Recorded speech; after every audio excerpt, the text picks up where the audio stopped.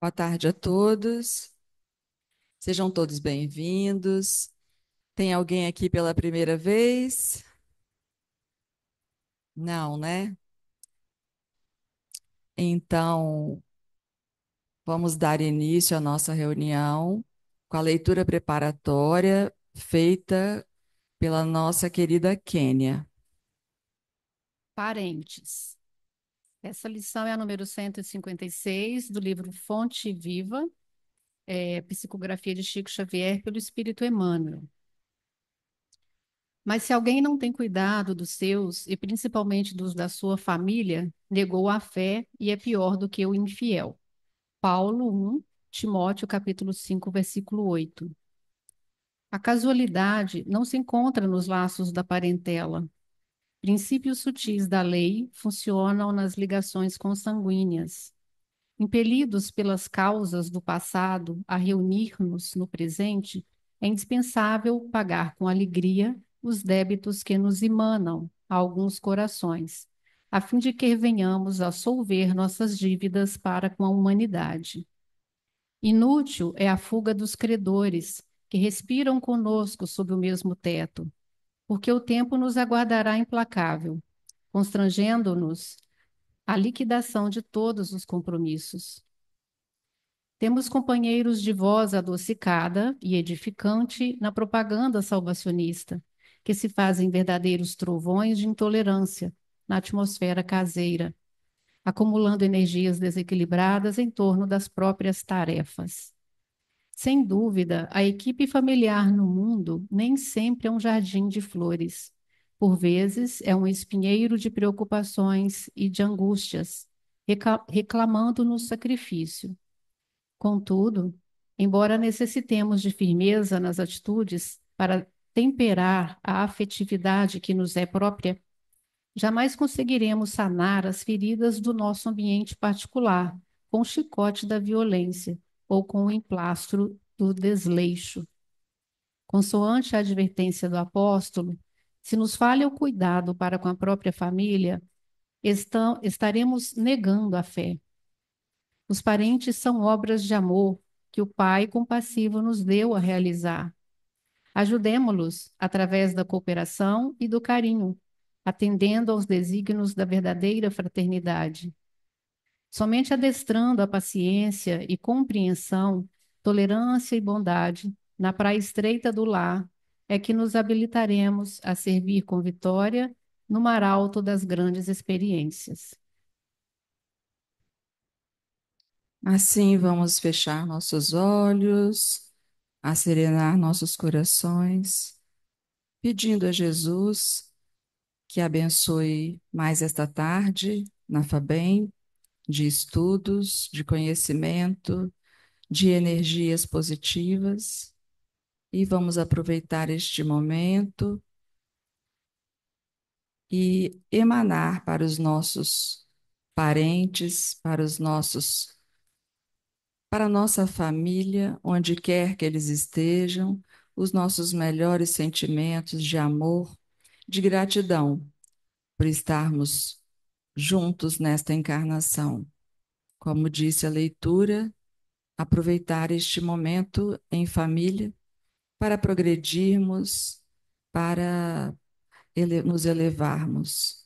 Então, vai aí o nosso carinho, principalmente para aquele ente querido, aquele parente mais difícil que todos nós temos. E é este parente que vai nos ajudar a evoluir.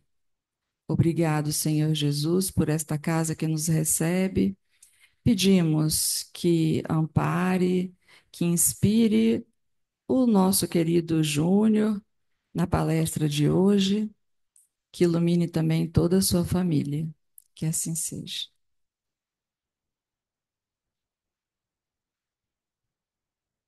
Boa tarde, minhas irmãs, meus irmãos. Que a paz do nosso Senhor Jesus Cristo esteja e permaneça em nossos corações. Narra o espírito Neio Lúcio, no livro Jesus no Lar, que o mestre se encontrava na casa de Simão Pedro E após ter feito a leitura das Sagradas Escrituras e realizado um comentário formoso, percebeu a inquietação da sogra de Simão. A senhora Galileia aproximou-se do mestre divino e perguntou: Senhor, afinal, o que vem a ser a vida em família? Iniciamos a tarefa entre flores, para logo em seguida suportarmos colheita tão pesada de espinhos. No início, tudo são sonhos e promessas de paz, para em seguida surgirem as pedras e os dissabores. E Jesus, notando que a senhora Galileia possuía lágrimas nos olhos, se apressou a elucidar.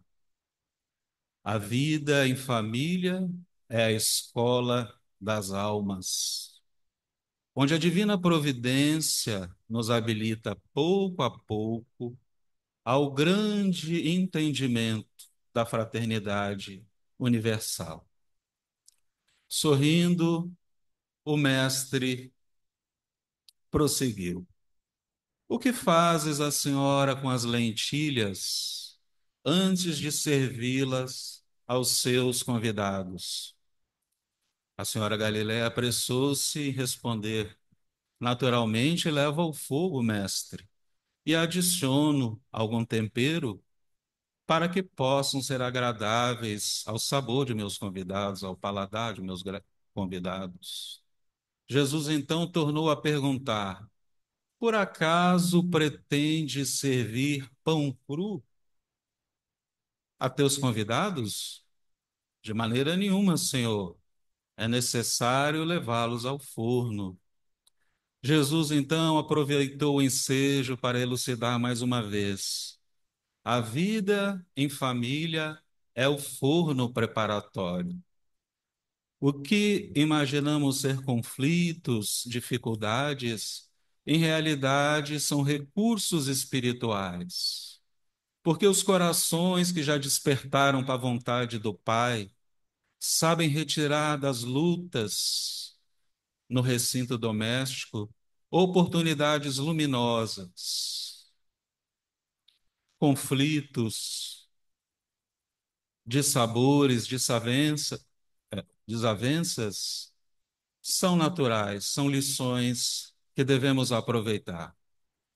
Porque é ali, disse o mestre, no recinto doméstico, observando defeitos e tendências diversas das nossas e suportando-os, é que teremos a oportunidade de desfazer nossas próprias imperfeições.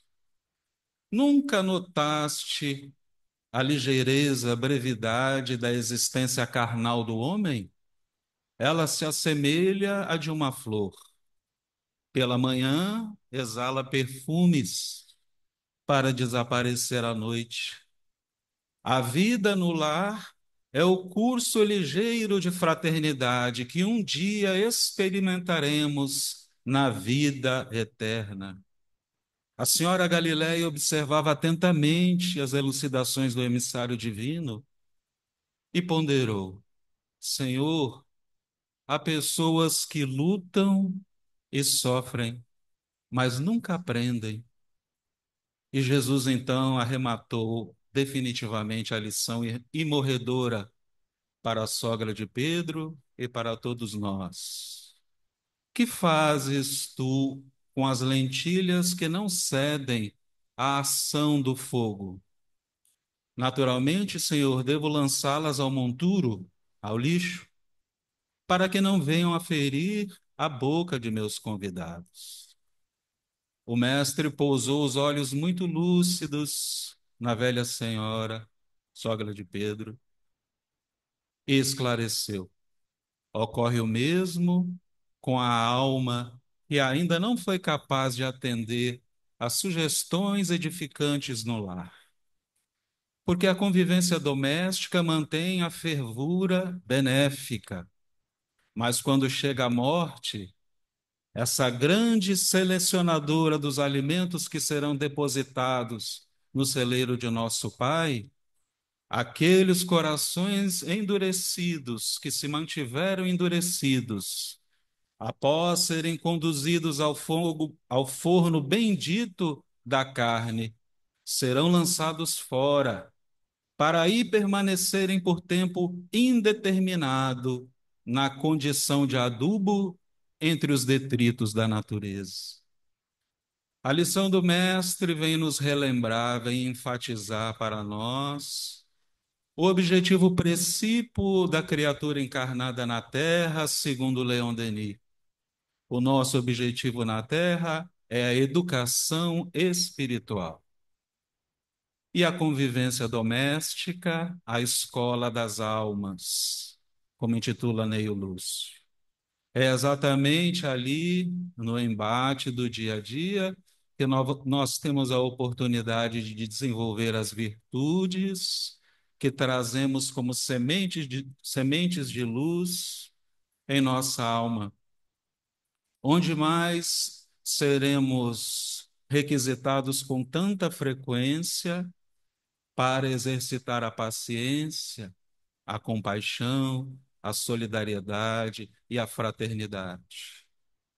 A doutrina espírita nos diz que nós somos seres espirituais e que temos a necessidade deste embate na vida, na matéria, para nos purificarmos, para nos aprimorarmos. E os nossos parentes são, em realidade, nossos professores. São eles que nos dão a oportunidade de desenvolver as potencialidades ocultas da alma. Aproveitemos a oportunidade para tirar pelo menos um 8,5 nesta encarnação. Nós que já ficamos de recuperação algumas vezes, né? Passamos ali no limite, aproveitemos a oportunidade para que possamos dessa vez tirar uma nota mais alta nessa escola. Nós sabemos que somos seres bidimensionais. Passamos parte da nossa vida na existência extrafísica, mas temos necessidade de mergulhar na carne para colocar em prática o que vamos aprendendo, vamos estudando no mundo espiritual. E nesse vai e vem entre as várias dimensões da vida, porque o plano espiritual se desdobra em diferentes dimensões, nós vamos construindo laços de amor, de identidade, de propósitos, de vibração, mas também vamos construindo grilhões, elos de desentendimento, de amargura e de rancor. Porque todos nós somos alunos na escola do Mestre, alunos do Evangelho, alunos da doutrina espírita. É normal que nesse caminhar entre as duas dimensões, entre as duas faces da vida, nos equivoquemos e firamos aqueles que caminham conosco. A misericórdia divina, então, vai nos oferecer oportunidades para que arranquemos os espinhos e plantemos as flores. De modo que a nossa família, do ponto de vista espiritual, é construída pelos laços que já fomos capazes de construir, calcados na afetividade, na compreensão, na tolerância, na identidade de propósitos, não é? E esses laços jamais serão destruídos. O que o amor verdadeiro constrói jamais será destruído. Aqueles que nos precederam na grande viagem à vida verdadeira, ao mundo maior, continuam nos amando, continuam intercedendo por nós, continuam orando por nós. E sempre que tem permissão para tanto, vem ao nosso encontro, para nos inspirar pensamentos de otimismo, de bom ânimo, de confiança em Deus. O que seria de nós sem esse apoio espiritual daqueles que nos amam verdadeiramente, esclarecidamente, devotadamente? Nós sabemos que a providência divina não desampara a nenhum espírito. E após o desencarne e o retorno à pátria espiritual, todos nós seremos esclarecidos conforme os limites da nossa consciência e maturidade espiritual. E aprenderemos que, em realidade, somos todos irmãos, filhos do mesmo Pai. Embora estejamos ocupando papéis transitórios no clã familiar, necessários à nossa condição evolutiva, em verdade somos todos irmãos unidos pelos laços de amor. Estamos em aprendizagem transitória na Terra. E os que nos precederam à grande viagem aprendem isso no mundo espiritual, são esclarecidos dessa forma e retornam para nos ajudar de maneira ainda mais capacitada, ainda mais vigorosa. Nós sabemos com a doutrina espírita que quando nós dormimos, nós nos desprendemos parcialmente do corpo de carne e osso e podemos entrar em contato com os seres espirituais, com os nossos amores, com os nossos familiares. Eles vêm, por exemplo, nos alertar de perigos iminentes, de pessoas perigosas, traiçoeiras, que nos abordam, que nos envolvem, ou vem nos alertar, por exemplo, a respeito de sentimentos nefastos, destruidores da nossa saúde espiritual e corporal, que abrigamos no seio da alma.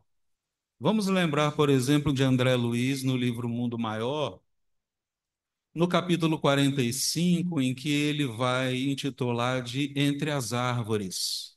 André Luiz está com seu mentor no mundo espiritual, observando um encontro entre uma vozinha que já estava domiciliada em nosso lar, e, portanto, era alguém que tinha já algum merecimento espiritual, e a netinha que ainda se encontrava encarnada. E ela havia sido vítima de uma calúnia que a atormentava dia e noite. Durante o sono, o desdobramento parcial, elas se encontram no mundo espiritual, numa região onde havia muitas árvores.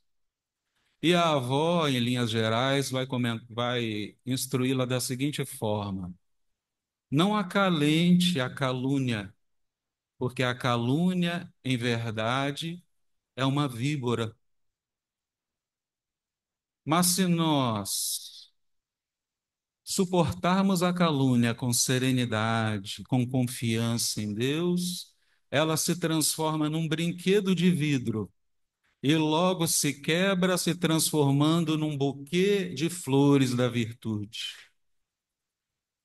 A jovem desperta no outro dia, na manhã seguinte, e guarda as lembranças difusas daquele encontro espiritual, porque o encontro havia sido captado, aquela mensagem havia sido captada pelos órgãos sensoriais do corpo espiritual, e naturalmente, quando o corpo espiritual é abafado pelo corpo físico, a mensagem, vamos dizer assim, fica cifrada. Então ela acordou e lembrou que se encontrou com a avó e que estava num lugar no campo onde havia muitas árvores, mas que nesse lugar havia uma cobra. E essa cobra, como num passe de mágica, se esfacelou em vários pedaços de vidro, e desse vidro surgiu um buquê de flores. Então vejam a beleza, vejam a lei de solidariedade que rege o universo. Seres desencarnados e encarnados, unidos pelos laços inquebrantáveis do amor, se ajudando mutuamente, não é?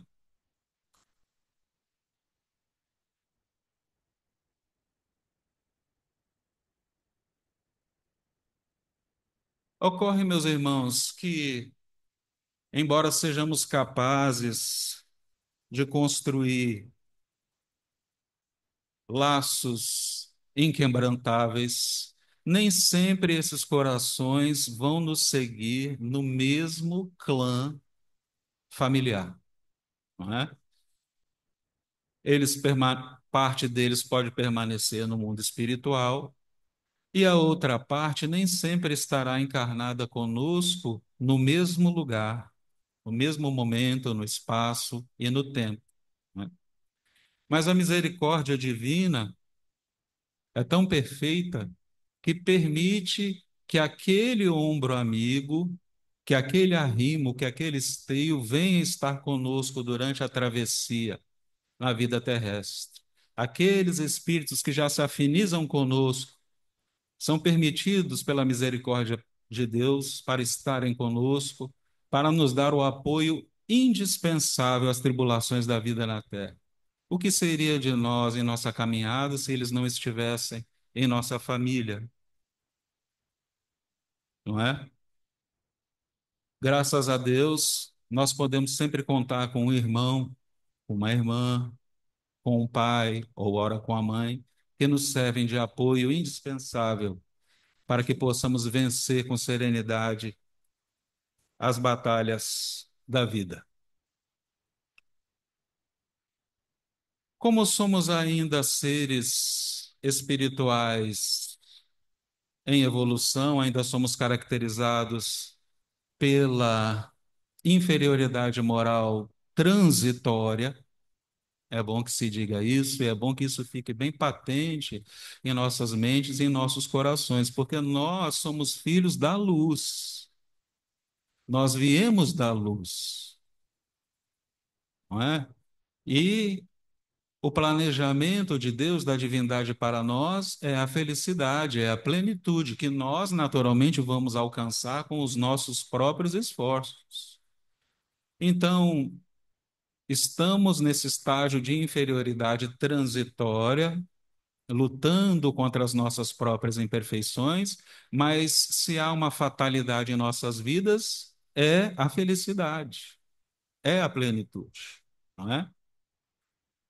Entretanto, André Luiz vai nos lembrar, nós seremos os responsáveis, nós mesmos seremos os responsáveis por curar as lesões de natureza espiritual e afetiva que provocarmos em nossos irmãos.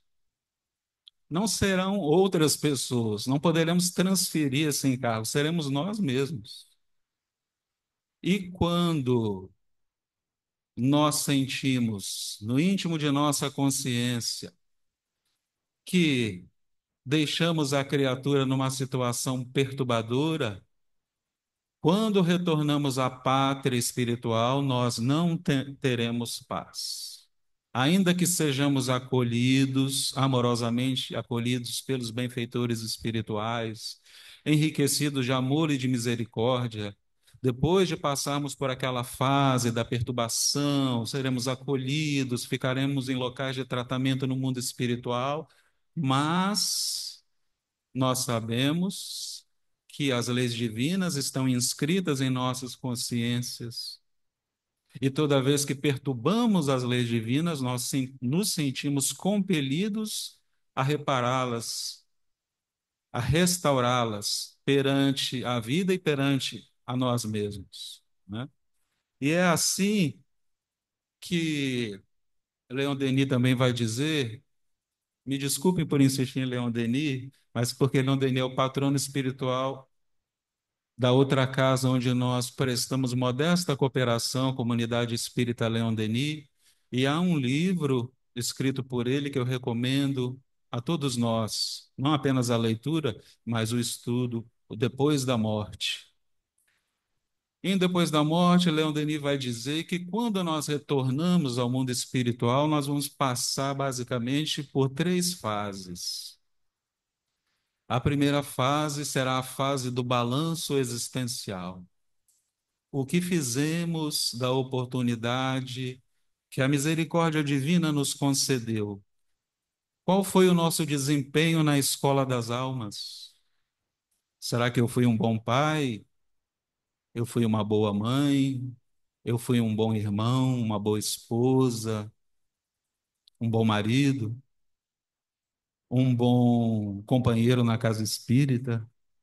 Será que eu aproveitei realmente as oportunidades que Deus me concedeu? E há uma diferença substancial nesse processo consciencial que se opera no mundo espiritual em relação à Terra, é que aqui na Terra nós costumeiramente lançamos mão de mecanismos de fuga e mecanismos desculpistas. Nós temos a tendência de racionalizar os nossos equívocos, de fugir das responsabilidades dos nossos próprios erros, de imputar o outro. O outro é sempre o culpado das nossas imperfeições, das nossas tendências perturbadoras, dos nossos desequilíbrios, não é?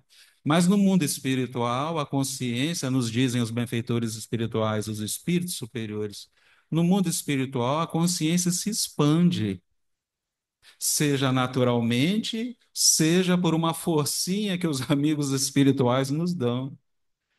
E nós passamos a compreender a vida, conforme nos diz Allan Kardec no Evangelho segundo o Espiritismo, numa dissertação em que ele intitulou O Ponto de Vista. Nós passamos a compreender a vida a partir da perspectiva do espírito imortal, e não apenas a partir de uma existência transitória de 60, 70, 80 anos. De forma que as perturbações que geramos nos outros nos perturbam de maneira, muitas vezes, alucinadora. E nós sentimos a necessidade imperiosa, incontrolável de voltar à escola das almas para que possamos nos reabilitar com os nossos irmãos.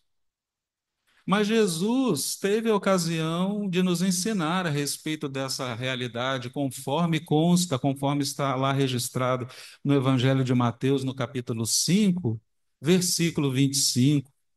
Conciliai-vos depressa com aquele que caminha a seu lado. Conciliai-vos depressa com o vosso adversário, para que não suceda que ele te entregue ao juiz. O juiz te entregue ao tribunal, o tribunal te entregue ao carcereiro, e o carcereiro te lance no cárcere.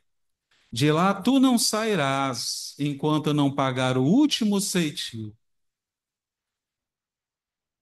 Com o advento da doutrina espírita, essa doutrina libertadora que nos chegou pela misericórdia divina, em metade do século XIX, hoje nós temos a chave para o entendimento das palavras de vida eterna de nosso Senhor Jesus Cristo.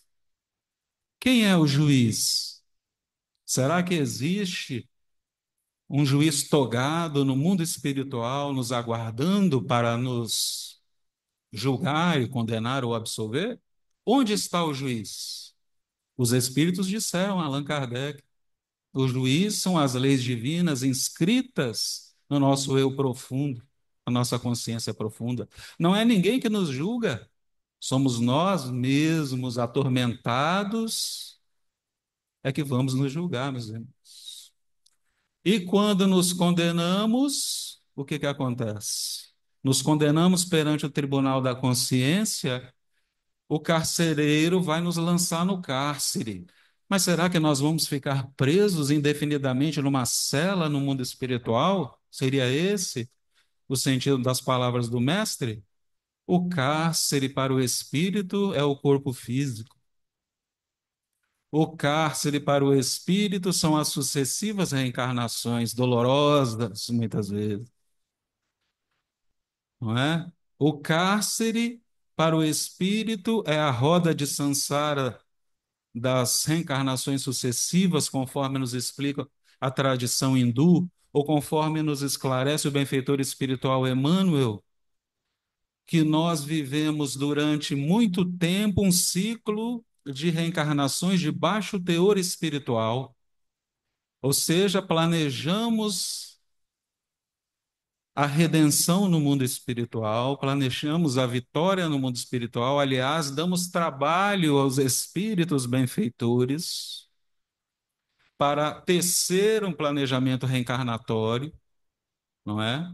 Viemos à Terra e quando estamos diante daquele momento para tirar o 9,5, 10, para dar um passo à frente, para prosseguir a uma série mais avançada na Escola das Almas, o que que acontece conosco? Tropeçamos novamente.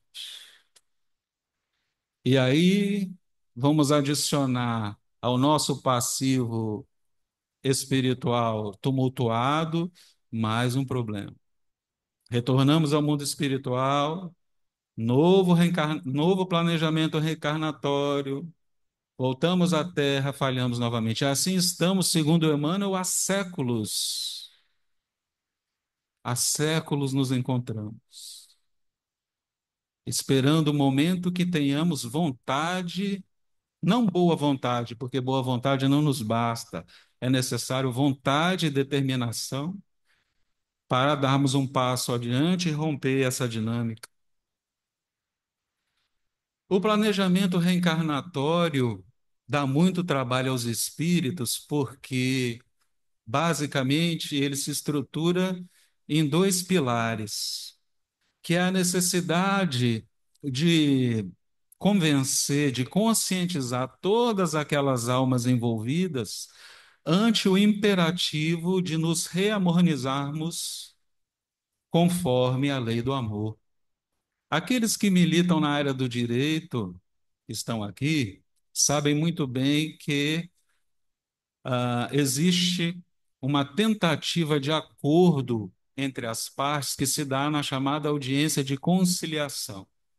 E essa audiência de conciliação é uma tentativa de solucionar o problema adotando um paradigma do ganha-ganha. Você ganha, eu ganho, nós colocamos um ponto final ao conflito e seguimos em paz. Mas há um detalhe: para que essa resolução, essa pacificação do conflito se dê, é necessário que nós abramos mão, renunciemos a parte dos nossos interesses. É fácil? Nós estamos dispostos a abrir mão dos nossos interesses para que o conflito seja pacificado? Estamos falando aqui da nossa realidade terra. Não, não estamos. Eu posso dizer por experiência própria, porque a maioria das tentativas de audiência de conciliação restam infrutíferas, não é? E além disso, meus irmãos, é necessário também convencer aqueles que vão participar do drama familiar, da escola das almas, incutir neles bom ânimo e incutir neles a consciência da necessidade de voltarem desempenhando determinado papel. Vamos pensar aqui num casal que cometeu um aborto. O homem levou a mulher, convenceu a mulher a cometer um aborto. Destruiu o corpo físico de um ser reencarnante. Lesou o corpo espiritual do ser reencarnante. Dá para imaginar o estrago que foi feito nesta alma e o ódio dessa criatura? Será que vai ser fácil para os espíritos superiores convencerem estes dois, esse casal, a receber, na condição de filho, aquele espírito que foi trucidado, que teve o corpo trucidado, já sabendo de antemão que ele reencarnará com problemas de saúde grave, muitas vezes com problemas de má formação? Será que é uma missão fácil para os espíritos superiores convencer aquela mãe, de forma que ela aceite pacificamente perder inúmeras noites de sono, doar, investir naquele espírito, naquela criatura, a renúncia aos seus interesses, muitas vezes ao seu bem-estar, ao seu lazer, investir a sua saúde, as suas melhores forças, a sua paciência. Como nós dissemos, nós estamos no plano espiritual, já antevendo, como se estivéssemos em cima de uma montanha, antevendo o que vai acontecer lá na frente. Aquela criatura, muitas vezes já sabendo o que vai acontecer, simplesmente se recusa, não é? E muitas vezes os espíritos benfeitores precisam dar uma forcinha, mostrar, olha, você precisa reencarnar nessa condição, porque olha o que aconteceu em outras oportunidades, não é? E aí a criatura, então, é convencida. De forma que, se nós roubamos a paz do outro, se nós perturbamos a afetividade do outro, se nós levamos o outro ao desequilíbrio, meu irmão, meus irmãos, que seja nossa a atitude de dar o primeiro passo no sentido da reconciliação. Porque muitas vezes a ferida está tão exposta, tão dolorosa, que o primeiro passo será no sentido de balsamizar aquela ferida, para que depois nós tenhamos a oportunidade de, enfim, nos reconciliarmos, não é? Isso explica o porquê de tantas desarmonia nos lares modernos. É exatamente por essa lógica. Os espíritos que estão reunidos ali estão reunidos mais por compromissos espirituais do que por laços de amor. Por isso, tanta desarmonia, tanto ódio, tanta indiferença, tanta repulsa, não é? É nessa dinâmica que nós vamos encontrar, por exemplo, pai e filha que estabelecem um relacionamento onde a filha nunca está satisfeita com nada, sempre exigente, sempre adotando uma postura de crítica feroz, não é? Mas esse comportamento, embora não se justifique perante as leis de amor, tem uma explicação. Em existências pretéritas, foi aquele pai, muitas vezes, que iludiu, que a desencaminhou, que fez promessas vãs e levou aquela criatura, muitas vezes, à loucura, ao suicídio, à prostituição, ao aborto. Ou mãe e filho, na mesma dinâmica, a mãe que abandona os filhos para viver aventuras românticas e larga o filho numa situação dolorosa. Ele volta, porque se tornou credor do amor, da atenção, do amparo e do afeto. E a justiça divina, naturalmente, reconhece essa relação. Os espíritos superiores nos ensinam, então, que o objetivo principal desse planejamento reencarnatório nada mais é do que nos harmonizemos perante a lei de amor, meus irmãos. Não é? A família é o grande laboratório, é o círculo onde nós temos a oportunidade de praticar e desenvolver as virtudes. Joana de Ângeles chega mesmo a dizer que muito dificilmente nós seremos capazes de construir relacionamentos afetivos duradouros, benéficos, saudáveis, fora de casa, se não formos capazes de construir esses relacionamentos no recinto doméstico. Vocês, acho que algum de vocês aqui conhece ou já ouviu falar do paradoxo do porco-espinho, não é? O porco-espinho, o nome já diz, é aquele bichinho cheio de acúlios, não é? Cheio de pontas. Mas quando vem o frio, o que que acontece? Ele só tem uma saída.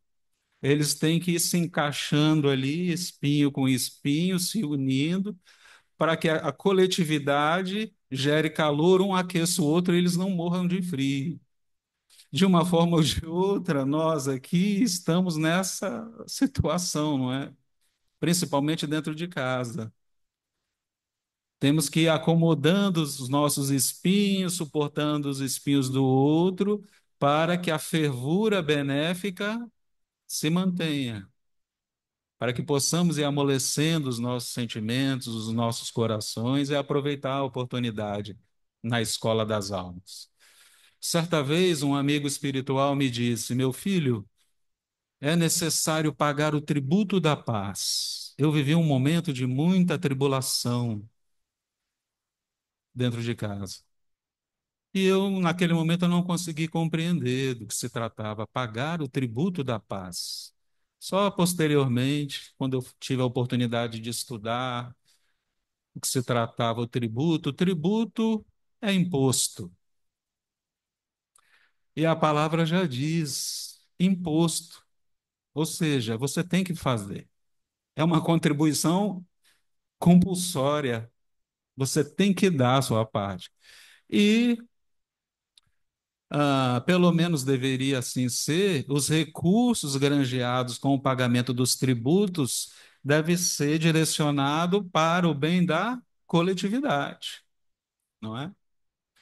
Então, pagar o tributo da paz, depois, eu acho que consegui compreender. Pagar o tributo da paz é renunciar aos nossos pontos de vistas imperfeitos e perturbadores, é silenciar, não colocar mais álcool, mais gasolina nas chamas que devoram a mente e os corações alheios. É ceder em nossos interesses para que a paz no lar se instale, não é? Nos custa muito caro, não é, meus irmãos? Ainda nos custa muito caro pagar o tributo da paz. Mas é necessário para que as chamas que palpitam, que crepitam no interior daqueles que vivem conosco, não consomam apenas seus sentimentos e seus pensamentos, mas consomam a harmonia do lar e descambe muitas vezes para a violência e para a tragédia. Nós falamos aqui a respeito do planejamento reencarnatório, mas nós somos seres dotados de livre-arbítrio. E muitas vezes a convivência é tão perturbadora, tão dolorosa, que até para que não se aumente a carga de animosidade e o ódio, muitas vezes é necessário que aquela alma siga a sua caminhada em paz. Então, que quando completar a maioridade e tiver condições de prover a própria subsistência, que ele possa caminhar em paz para não aumentar ainda mais o tormento, o drama espiritual daquelas criaturas. O mesmo para as mulheres, se aplica às mulheres. Nenhuma mulher está obrigada a suportar a truculência e a violência dos homens, de nenhum homem. As mulheres têm todo o direito de preservar a sua dignidade. E, nesse caso, quem está rompendo, quem está desertando dos compromissos espirituais não é a mulher, é o homem, que age ainda com a animalidade exacerbada que traz das primeiras faixas da evolução. Que ela siga, então, o seu caminho em paz, né? É comum também a gente ouvir de filhos mais rebeldes: eu não pedi para nascer nessa família. Na verdade, eu nem pedi para nascer aqui. Não só pediu, como implorou, como nós tivemos a oportunidade de ver. Porque está tudo planejado. Deus não joga dados com o mundo. Deus não age no universo e em nossas vidas de maneira arbitrária. Pensar dessa forma seria o mesmo que pegar o alfabeto, cortar em tirinhas, colocar dentro de uma sacola, chacoalhar a sacola, jogar em cima da mesa e em cima da mesa brotasse lá os Lusíadas, os sonetos de Shakespeare, os belos romances da tradição literária. Deus não joga dados. Ele não errou na concepção e execução do universo, meus irmãos. Vai errar em nossas vidas? De maneira nenhuma, não é? E, infelizmente, nós que desertamos dos nossos compromissos espirituais seremos compelidos pelas leis sábias e magnânimas para retomar os compromissos em situações ainda mais difíceis, dolorosas, como tivemos a oportunidade de ouvir aqui na leitura preparatória, em que Emmanuel nos traz a reflexão, não é? Cada um de nós tem o seu limite.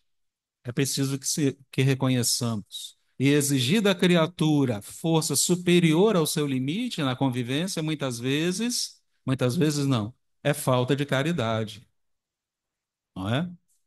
Falta de caridade. Paulo já se encontrava doente, preso, mas tinha em Timóteo um filho espiritual. E ele teve a ocasião de escrever a Timóteo essa carta.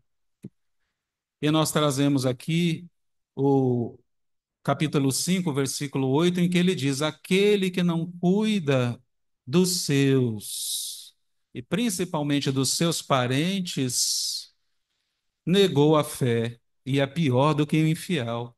E para nós não é difícil compreender isso. Se nós, com os recursos que temos do Evangelho e do Espiritismo, não somos capazes de lidar com as criaturas que convivem conosco,